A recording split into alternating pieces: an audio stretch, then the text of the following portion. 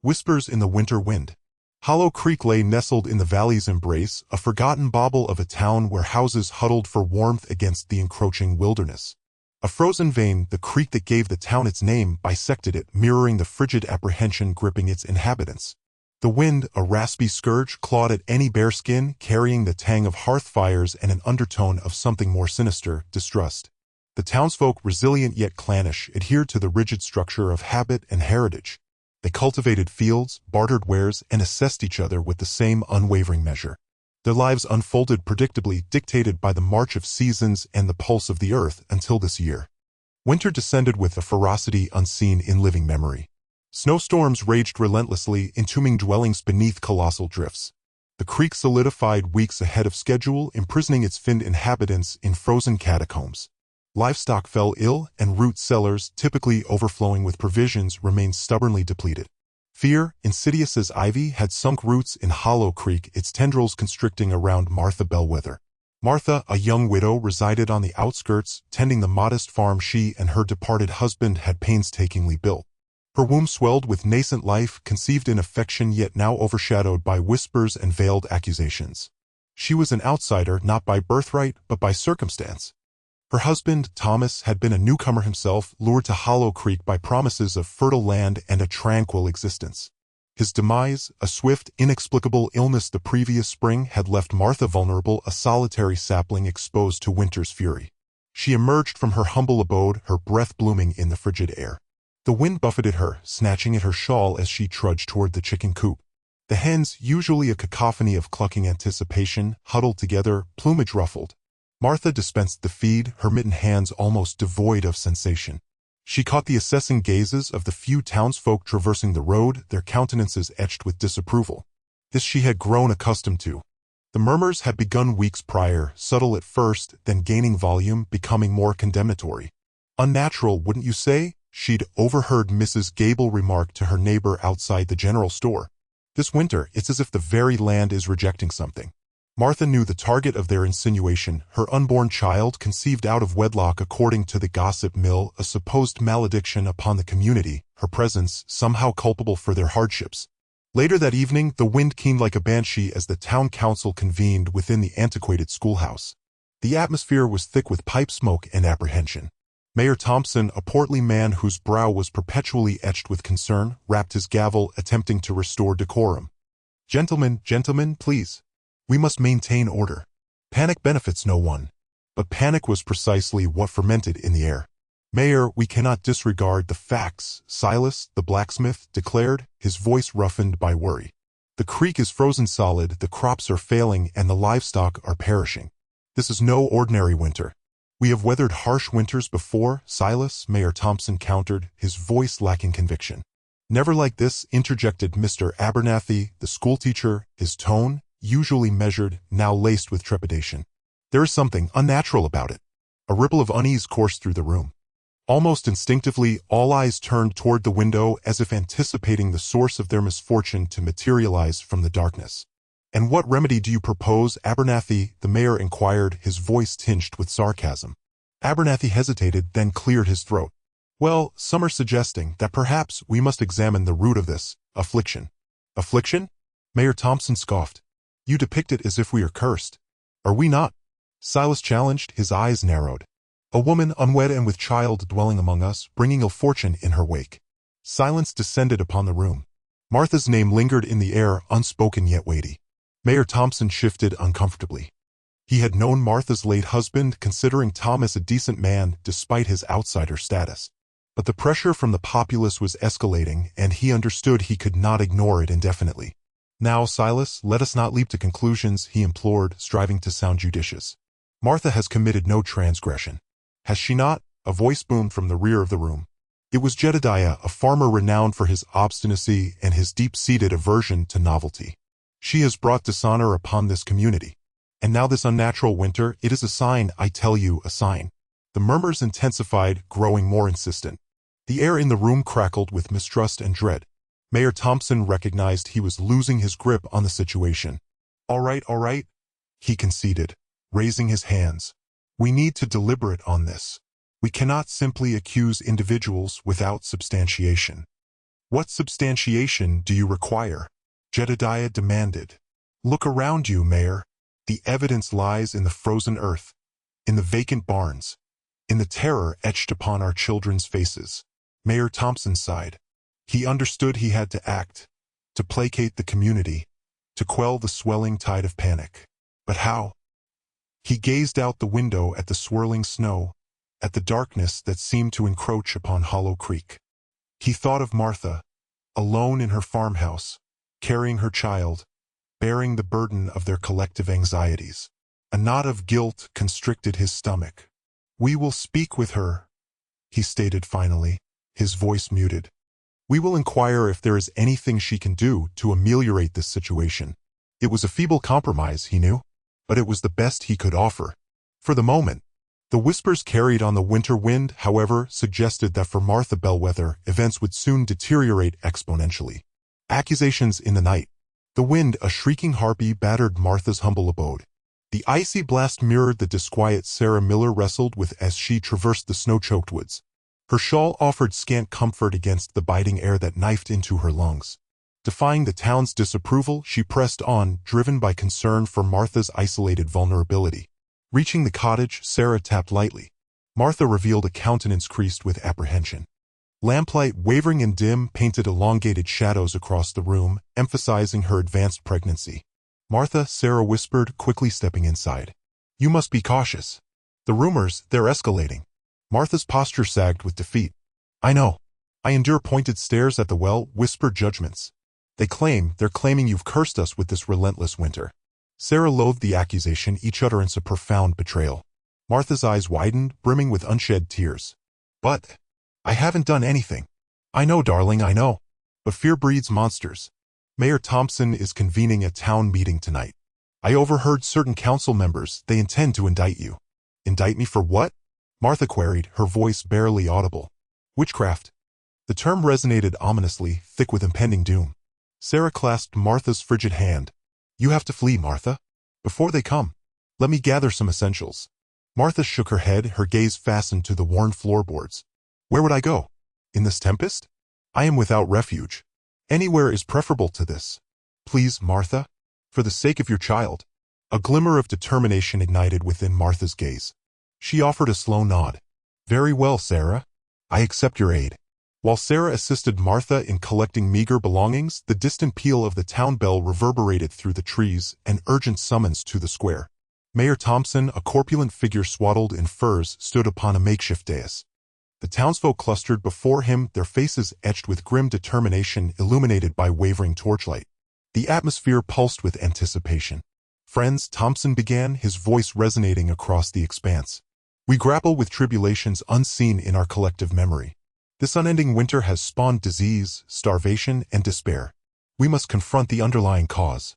A nervous murmur rippled through the gathering. Thompson raised his hands, demanding silence. "Too long have we dismissed the indicators. We have averted our gaze from the darkness festering amongst us." He paused, his gaze sweeping across those assembled, briefly settling upon Sarah, positioned at the rear, her pulse racing. "I refer, of course, to Martha Bellwether." A collective intake of breath swept over the throng. All eyes darted towards the periphery of the square, as if expecting Martha to spontaneously materialize. "Since the unfortunate demise of her husband, misfortune has befallen our community. Failed harvests, perished livestock, and incessant snowfall. Coincidence? I think otherwise." A surge of affirmation arose from the crowd. Someone bellowed, "She's a sorceress." Others echoed the cry, their voices laced with apprehension and resentment. "The council has engaged in extensive deliberation," Thompson continued, regaining command of the assembly, "and reached a somber decision. For the security and prosperity of our community, Martha Bellwether must face justice. We charge her with witchcraft and dealings with malevolent powers." Two robust figures, their expressions unwavering, emerged from the group, carrying flaming torches and sturdy ropes. A jolt of alarm coursed through Sarah. She struggled to push forward, to intercede, but the massive bodies proved impenetrable, their faces a canvas of hostility. The men vanished into the gloom, proceeding towards Martha's dwelling. Sarah, extricating herself from the throng, gave chase, her breath ragged in her chest. She arrived at the cottage just as the men were forcibly extracting Martha into the frigid night. Martha was ashen and trembling, terror widening her eyes. Sarah, aid me, she pleaded, her voice barely cutting through the wind. Release her, Sarah shouted, positioning herself between Martha and her captors. Stand aside, Sarah, one of the men growled, shoving her. She is innocent, Sarah cried, her voice cracking with desperation. The mayor's decree stands, the other retorted, his tone chilling. Yield or suffer the consequences likewise. They bound Martha's hands firmly behind her and began to escort her towards the town square. The wind howled around them, carrying the haunting sound of Martha's stifled sobs. As they approached the edge of the woods, the townsfolk surged forward, their features twisted with fury. They hurled insults and curses at Martha, jostling her roughly as she was dragged towards the platform. The torches threw monstrous shadows upon their countenances, transforming them into a horde of vengeful phantoms. Mayor Thompson watched impassively as Martha was presented before him. He raised his hand, silencing the mob. Martha Bellwether, he stated, his voice devoid of warmth. You stand accused of practicing witchcraft. Do you confess? Martha shook her head, tears cascading down her face. I am innocent, she whispered. I have done nothing to warrant this. Then you will be detained until dawn, Thompson declared, when the council will reconvene to render judgment. They hauled Martha towards the ancient oak at the square's edge, the infamous hanging tree. They secured her to the trunk with chains, the frigid metal searing her skin. The crowd erupted in approval, their faces flushed with self-righteous indignation. Sarah observed in utter dismay, her spirit shattering. As the gathering dispersed, leaving Martha isolated in the darkness, shackled to the tree, Sarah knew she could not remain passive. She had to devise a means to assist her friend, regardless of the personal risk. The hanging tree. The frost-laced iron chafed Martha's wrists, a discomfort dwarfed by the deeper chill seeping into her bones. Each shuffle across the frozen earth sent jagged spikes of agony through her distended abdomen. Her voice, a shredded rasp, begged for mercy, but the mob's rising tide of wrath swallowed every syllable. Please. I am innocent. The answering gazes were warped by a fear bordering on mania. Women who'd once shared confidences over market stalls, men who'd purchased produce from her small plot, now spewed curses and hurled frozen clods. Their eyes, bloodshot and manic, mirrored the torchlight, transforming familiar faces into grotesque, unrecognizable shapes. Jedediah Harrison, face ablaze with vindication, oversaw the procession from atop his hulking black stallion. He observed Martha's torment with chilling relish, a sinister curve etching itself upon his lips as she stumbled, her pregnant silhouette a macabre mockery of purity. Hag, the cry ripped through the frigid air, quickly multiplying into a chorus of loathing. Burn her. String her up. Martha's breath caught. She desperately sought a flicker of human kindness in the sea of faces. Finding only animosity, stoked by weeks of insidious whispers and Jedediah's manipulations, she locked eyes with Sarah, whose expression mirrored her own dread as she fought to escape the throng. A brief, silent exchange of shared doom. Against the bruised canvas of twilight, the hanging tree loomed, its barren, skeletal branches reaching skyward like accusing claws. From one of its stoutest limbs, a thick, worn rope swayed with morbid invitation, a testament to cruel town's brutal brand of justice. A palpable dread clung to the air around the tree, a tangible sense of looming tragedy. The mob surged forward, dragging Martha into the tree's stark shadow. The rough bark abraded her skin as they shoved her against the trunk, legs quivering, threatening to betray her. Jedediah dismounted, his boots crunching on the frozen ground with the sound of finality. He raised a hand, silencing the throng with practiced ease, his voice, amplified by the stillness, oozing venomous self-righteousness. People of Cruel Town, he thundered, his words carefully layered with deceit. Tonight, we purge the evil festering in our community. This woman, he spat, indicating Martha, is a sorceress. She has poisoned our harvests, cursed our livestock, and brought plague upon our children. A ripple of unease moved through the crowd. Doubt flickered briefly in some eyes, but fear extinguished it swiftly. Jedediah pressed his advantage home. Remember the Stillman twins, felled by illness mere days after Martha sold them tainted milk. Remember Elias Thorne's prized sow, found dead the morning after Martha crossed his path. Can you refute the evidence? Can you deny the signs? He paused, letting his words fester. A woman whimpered, drawing her child closer. A man nodded grimly, his hand instinctively moving toward the axe at his belt. But the gravest offense, the most unforgivable transgression, Jedediah continued, his voice reaching a feverish pitch, is the innocent life she carries within her womb. A child of darkness destined to corrupt our town from its very core. Martha dissolved into sobs, her body trembling uncontrollably. No. It's a lie. Please believe me. Her pleas were lost in the rising roar of the mob. Hang her. String up the witch. Jedediah signaled to two hulking men who stepped forward, their expressions grim. They seized Martha, their rough hands bruising her skin. She fought back with the desperate strength of a cornered animal, kicking and screaming, but her resistance was futile. They forced her onto a rough-hewn wooden crate, its surface slick with frost. The rope settled around her neck, its coarse fibers a brutal caress. She searched the surrounding faces, a silent plea for compassion in her gaze. Finding only hatred and condemnation, Jedediah approached, his eyes gleaming with cruel intent. "Any last words, witch?" Martha closed her eyes, a solitary tear tracing a cold path down her cheek. "God forgive you," she whispered. With a swift kick, Jedediah sent the crate spinning away. A shadowy savior. Hemp bit into Martha's throat, a rasping torment against her skin. The world tilted, a sickening vortex of terror and fatigue. Faces in the throng twisted into grotesque masks, their shouts a unified, brutal wave of sound. The setting sun elongated the hanging trees' branches into bony fingers, harbingers of doom. Her eyelids clamped shut, conjuring her mother's gentle smile, the soothing aroma of her lavender garden, anything to escape the suffocating reality of the noose. Jedediah Harrison loomed, his features a caricature of sanctimonious rage, his fetid breath washing over her. "Confess, witch. Seek God's grace, though you'll find none." Martha's voice, a mere thread, croaked, "I'm no witch, Jedediah. This is a travesty." A sob escaped, a futile attempt at reason swallowed by the breeze.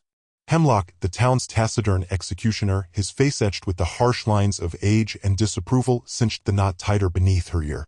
The air thinned, replaced by the pungent tang of sawdust and fear. Then, a sound like the sky splitting cracked across the square, silencing the bloodthirsty cries. The ground vibrated. A midnight black stallion, its coat gleaming like polished jet, exploded into the open space, scattering foul and sending onlookers scrambling for safety. Astride the beast sat a figure as unyielding as the mountains ringing cruel town, Sheriff Caleb Stone. With a savage tug, he hauled back on the reins, the powerful animal rearing, its iron-shod hooves glinting. Dust billowed, obscuring the scene in a transient haze. As it dissipated, Stone, his face a thundercloud of disapproval, pinned Mayor Thompson with his gaze. "What in damnation is going on here?" His voice, amplified by the sudden quiet, sliced through the air like fractured glass. Thompson, his face blooming with a network of purple veins, stammered, "Sheriff Stone. You're late. We're administering justice." He puffed out his chest, attempting to salvage his authority.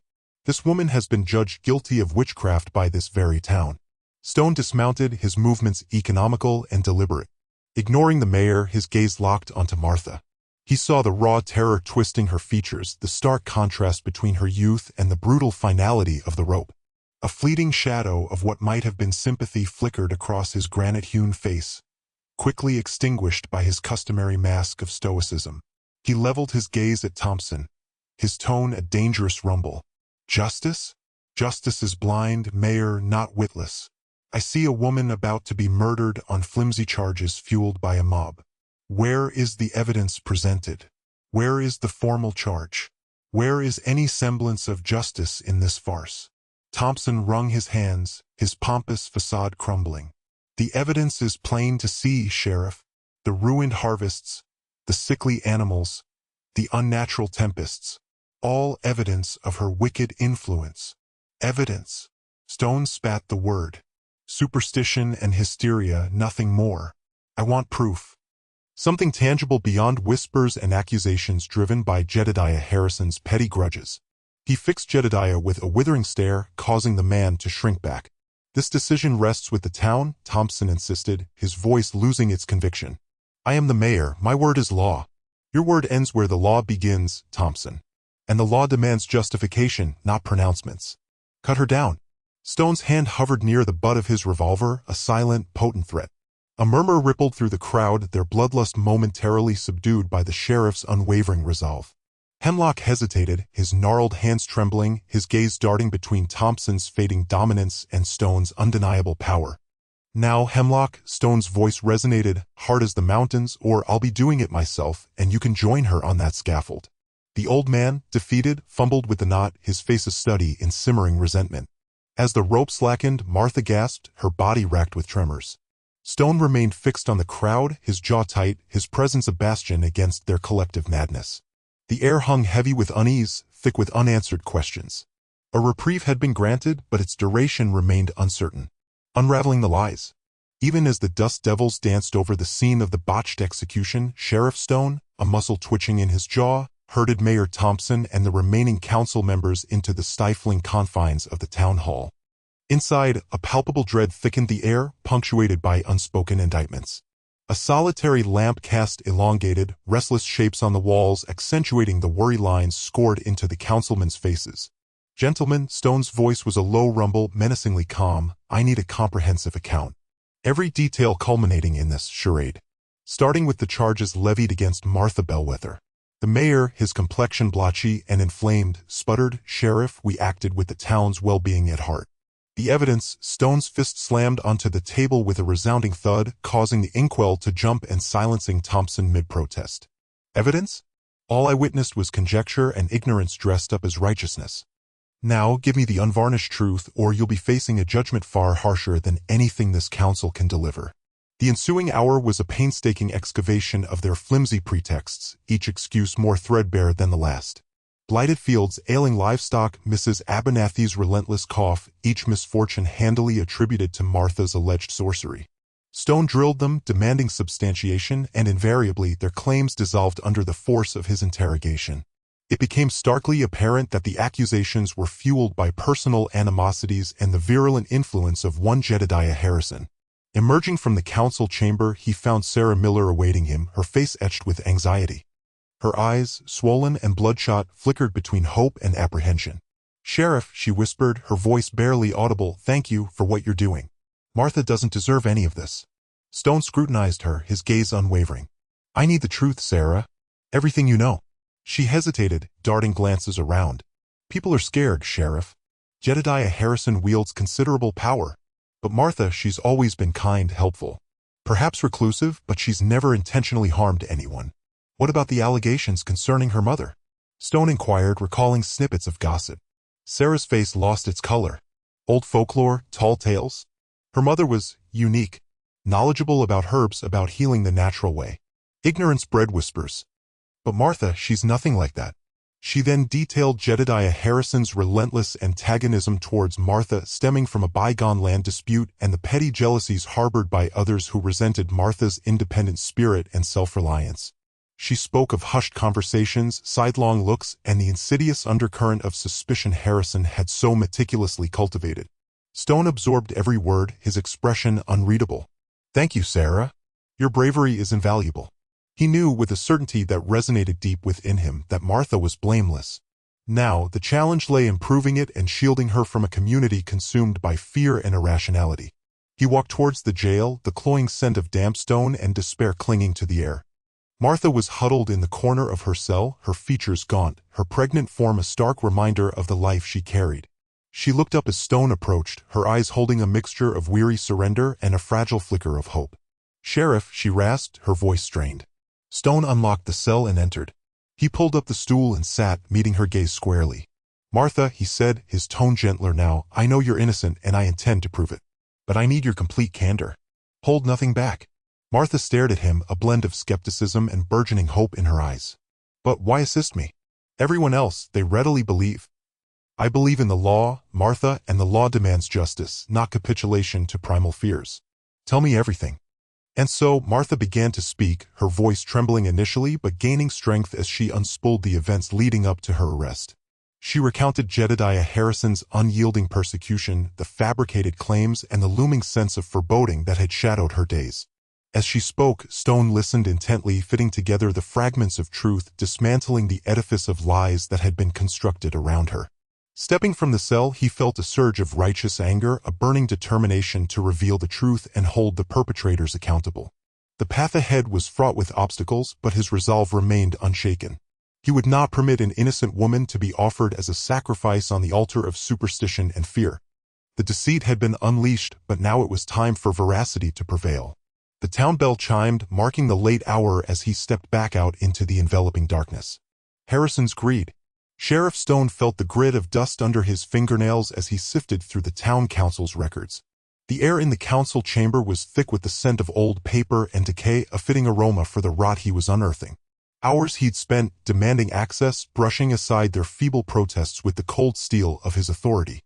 Now scattered before him were deeds, tax assessments, and meeting minutes, a paper trail he intended to follow to its bitter end. He found it tucked away in a mislabeled ledger buried beneath accounts of mundane road repairs and livestock regulations. A meticulously drawn map bearing the bellwether property lines overlaid with a proposal for a new mill. The mill was to be erected directly on the creek that ran through Martha's land, diverting the water and, in effect, rendering her fields useless. The proposal was signed, in elegant, self-assured script, Jedediah Harrison. Stone felt a knot tighten in his gut. He wasn't surprised, not really. The depth of Harrison's malevolence, however, still managed to shock him. This wasn't just about superstition or control, it was about greed, pure and simple. He stood abruptly, the wooden chair scraping against the floor, the sound echoing in the silent chamber. He gathered the map and ledger, tucking them securely under his arm. He had what he needed. Now he just needed to confront the snake at the heart of this mess. The sun was beginning its descent as Stone strode across the town square towards Harrison's imposing house. The structure, a testament to Harrison's wealth and influence, cast a long, ominous shadow. Stone bypassed the front door, opting instead to circle around to the back, where he knew Harrison often tended his prized rose garden. He found him there, pruning shears in hand, snipping off a withered bloom with a delicate precision that seemed grotesquely out of place. The air was heavy with the cloying sweetness of roses, a stark contrast to the bitterness churning in Stone's heart. "Harrison," Stone said, his voice flat and hard. Harrison turned, his face a mask of feigned surprise. "Sheriff Stone, to what do I owe the pleasure?" "I've been looking into the bellwether case," Stone said, holding up the ledger. "And I found something interesting." Harrison's eyes flickered to the ledger, then back to Stone's face. The pretense of innocence vanished, replaced by a guarded wariness. "I have no idea what you're talking about." Stone stepped closer, the scent of roses now almost suffocating.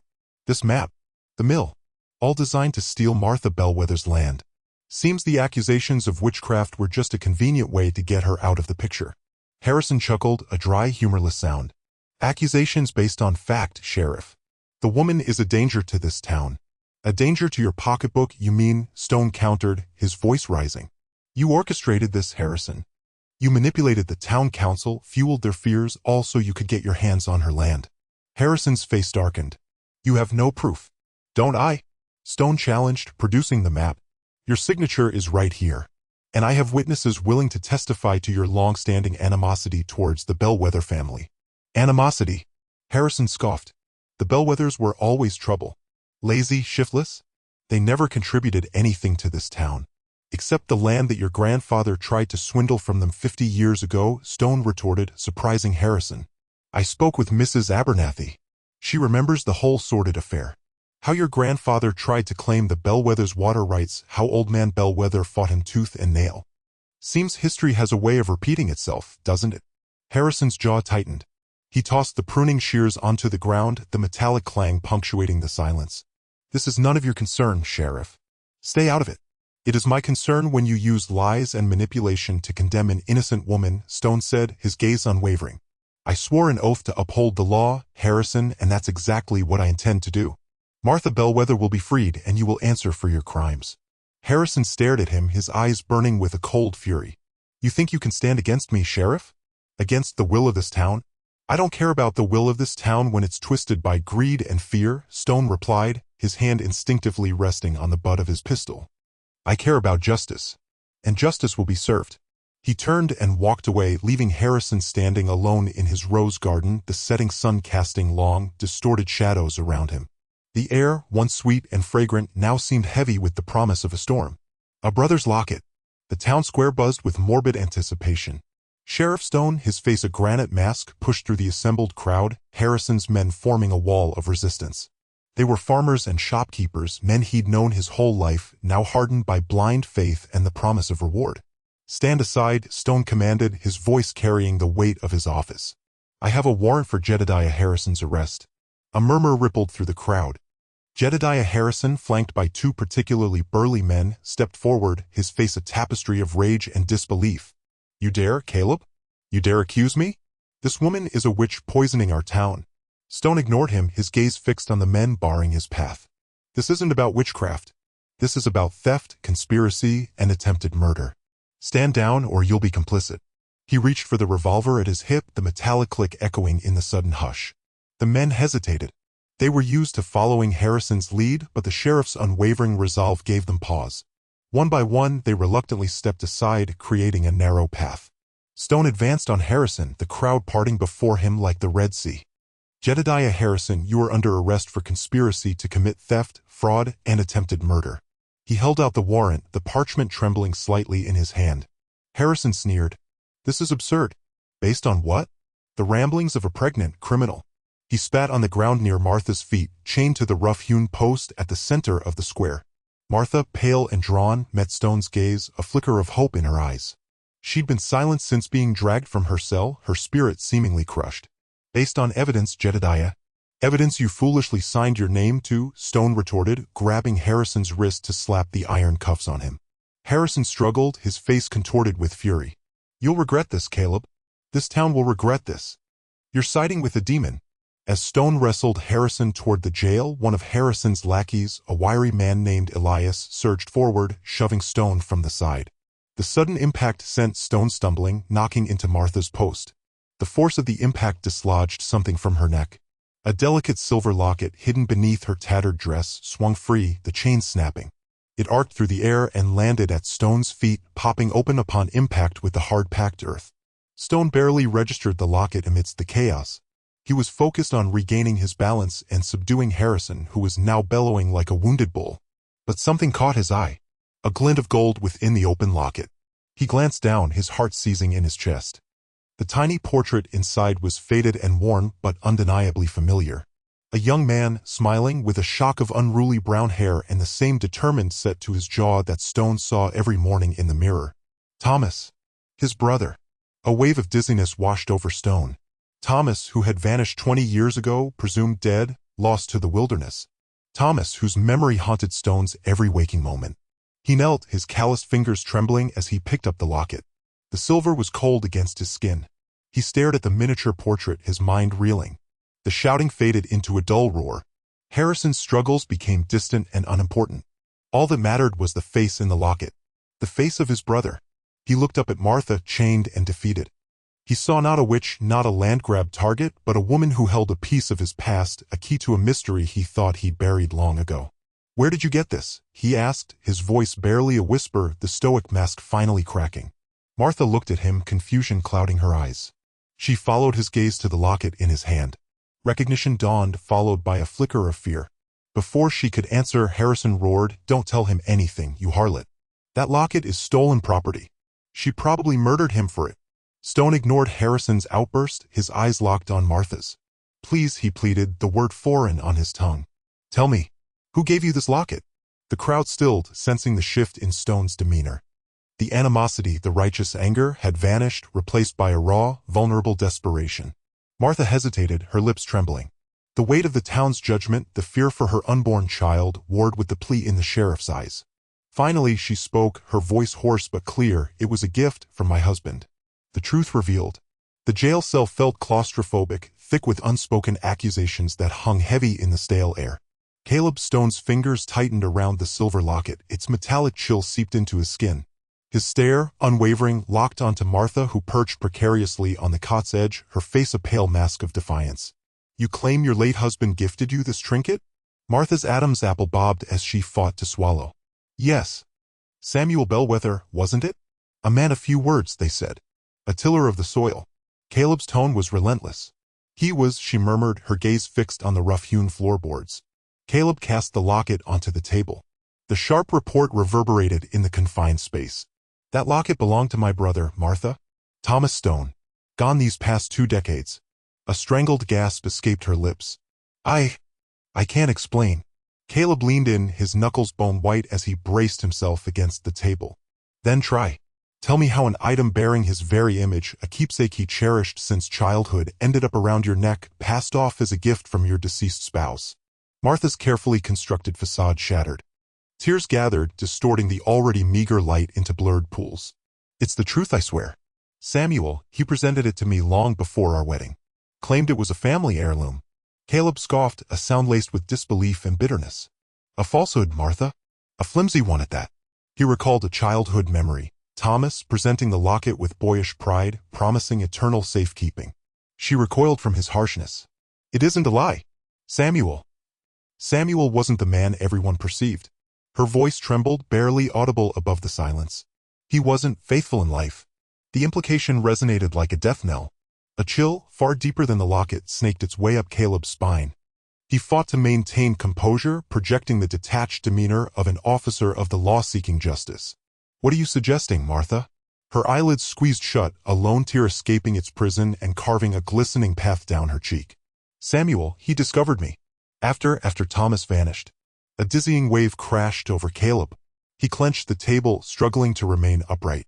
Fragments of memory assaulted him. Thomas, the infectious laugh, the fishing lessons under the summer sun. Thomas swallowed by the void, leaving no trace.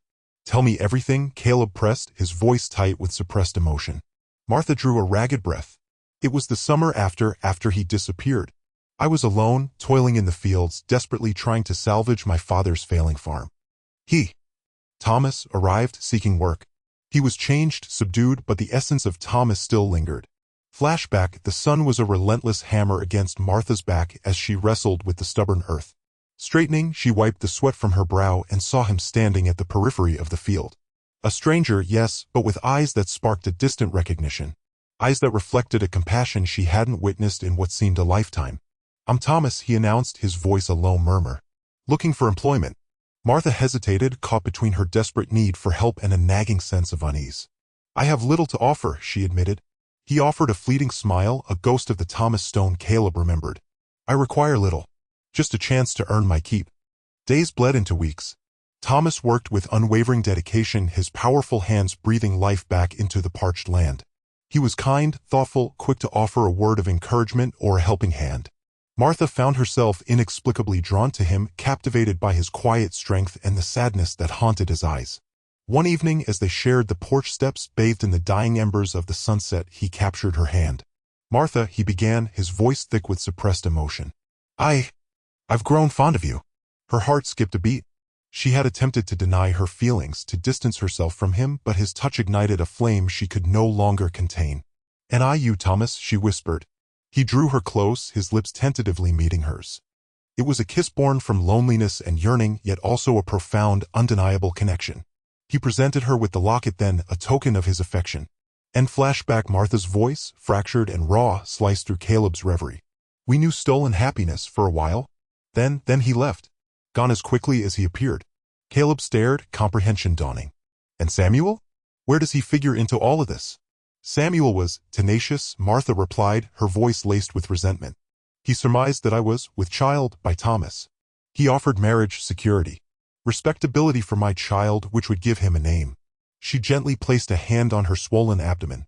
Caleb's breath lodged in his throat. That child, it's Thomas's? Martha nodded, tears now flowing freely. It is. It's Thomas's legacy. The revelation struck Caleb with the force of a physical blow. He staggered back, his hand instinctively clutching his chest, as if attempting to contain the agonizing pain. His brother, lost to the ages, had lived and loved here, in Hollow Creek. He had loved this woman. He had fathered a child. And now that child was imperiled. He looked at Martha, no longer a suspected sorceress, but a vessel carrying the last vestige of his brother. He saw a link, a bond forged in adversity and affection. Why didn't you confide in me? Caleb asked, his voice hoarse and strained. I feared your reaction, Martha admitted. I was afraid of what you'd think of me, what you'd do. Caleb straightened, his gaze hardening with resolve. I'm the sheriff, Martha. My duty is to safeguard the innocent. And you and that child are in grave danger now more than you know. The stakes had been irrevocably raised. This was no longer solely about land disputes or whispered accusations of witchcraft. This was about family. This was about Thomas. And Caleb would move heaven and earth to protect his brother's progeny. He turned sharply and strode out of the cell, leaving Martha alone with her tears and her secrets. He had a town to confront, a conspiracy to unravel, and a promise to keep to a brother he thought he'd lost beyond retrieval. Justice for Hollow Creek. The air in Hollow Creek's town square crackled with a nervous energy. The usual midday bustle was replaced by a hushed anticipation, every eye glued to the makeshift platform Caleb had erected in front of the jailhouse. Martha stood beside him, her face pale but resolute, her hand resting protectively on her swollen belly. The townsfolk, a sea of worried faces, murmured amongst themselves, their whispers carrying on the cool breeze. Jedediah Harrison, his face contorted with barely contained fury, stood shackled between two deputies. He spat on the ground.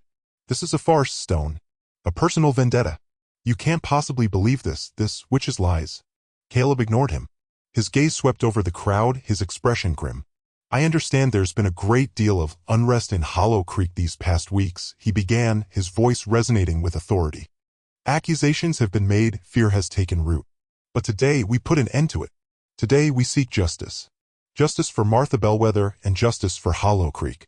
He gestured to a table laden with documents and objects. "We've been told that Martha Bellwether is a witch, that she cursed Samuel, that she's somehow responsible for the misfortunes that have befallen this town. But the truth, as it often does, lies buried beneath layers of deceit and self-interest." Caleb held up a deed, its parchment yellowed and brittle. "This is the original deed to the Bellwether farm, signed and sealed over a century ago. It proves without a doubt that the land belongs to Martha, rightfully and legally. Yet Jedediah Harrison has been spreading rumors claiming the deed is fraudulent, hoping to seize the land for himself." He placed the deed down and picked up a small, intricately carved wooden box. He opened it, revealing a collection of herbs and dried flowers.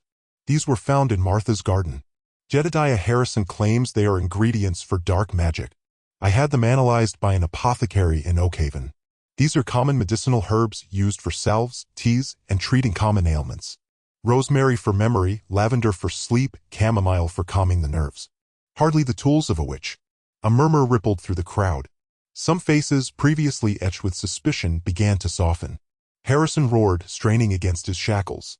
"Lies. All lies. Stone is in league with her. He's been bewitched." Caleb remained unfazed. He reached for a ledger, its pages filled with meticulous entries. "This is Jedediah Harrison's account book. It details payments made to a traveling salesman, a man known for spreading malicious gossip and inciting fear.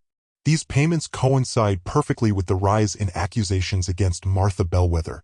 He flipped through the pages, his finger pointing to a specific entry. "And here, in black and white, is a payment to Silas Grimshaw, the man who conveniently discovered the so-called evidence of witchcraft in Martha's barn. A payment made just days before he made his discovery." The crowd gasped. Silas Grimshaw, a usually pious man, hung his head in shame. Caleb's voice hardened. "But the most damning evidence, the one that truly exposes Jedediah Harrison's twisted ambition, lies in this." He held up a small, metal strongbox. "This was recovered from Harrison's office. Inside, we found falsified documents, forged signatures, and a detailed plan to bankrupt several other farmers in Hollow Creek, all so he could acquire their land for pennies on the dollar." He opened the strongbox, displaying its contents for all to see. A wave of anger washed over the crowd. Faces that had been uncertain moments ago now hardened with outrage. He was willing to ruin lives, to destroy families, all for his own greed, Caleb continued, his voice ringing with condemnation.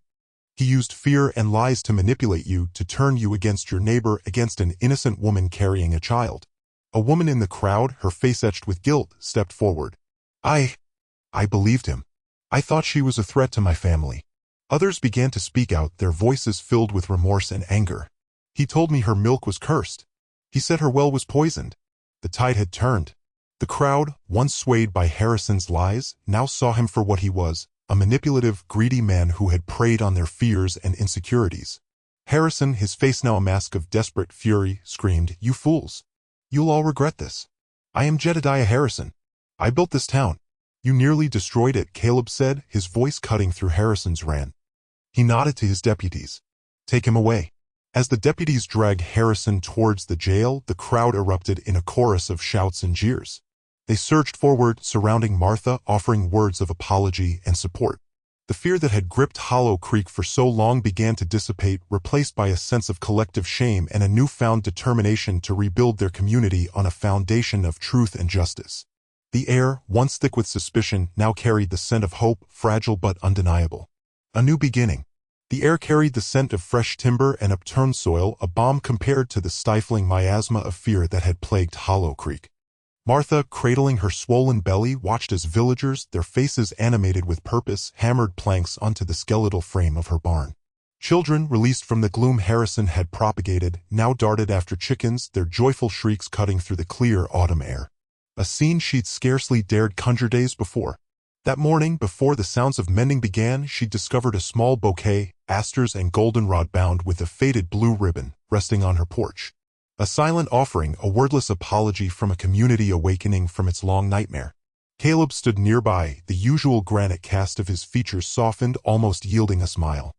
He was unusually taciturn, his gaze holding something deeper than mere observation. He seemed to see not just the rising barn, but the resurrected spirit of Hollow Creek. "Decent folk, Martha," he murmured. "They just needed a nudge in the right direction." She met his gaze, her eyes reflecting profound gratitude. "You gifted them more than a nudge, Caleb. You restored their bravery." He shifted, uncomfortable with the praise. "Just did what needed doing." "No," Martha corrected gently. "You were courageous." Later, as the hammering faded and the last volunteers departed, Caleb prepared to ride. "Where are you off to?" Martha inquired, a flicker of worry in her expression. "Just need to attend to something," he muttered, averting his eyes. He guided his horse toward the town's periphery to the small, unkempt cemetery where forgotten souls rested. He dismounted at a patch distinguished only by a time-worn wooden cross, nearly obscured by weeds. Kneeling, he cleared the overgrowth that choked the marker, revealing a faint inscription. Thomas Stone. Beloved son and brother. He hadn't been here in years, not since leaving Hollow Creek, burdened by the disappearance of his brother like a lead weight. He'd held the town responsible, blamed himself, cursed the indifferent landscape that swallowed Thomas. Now, with the scent of pine and damp earth filling his lungs, a different burden settled upon him, a sense of obligation. From his pocket he withdrew the locket retrieved from Harrison's strongbox, his brother's keepsake. He opened it, his gaze lingering on the faded photograph of Thomas, his youthful features radiating optimism, a quality Caleb had carried in his memory for 2 decades. "I found her, Tommy," he rasped, his voice thick with emotion. "I found the woman you cared for." He closed the locket, the cool metal a solid presence in his palm. "I'm staying. I'm going to watch over her."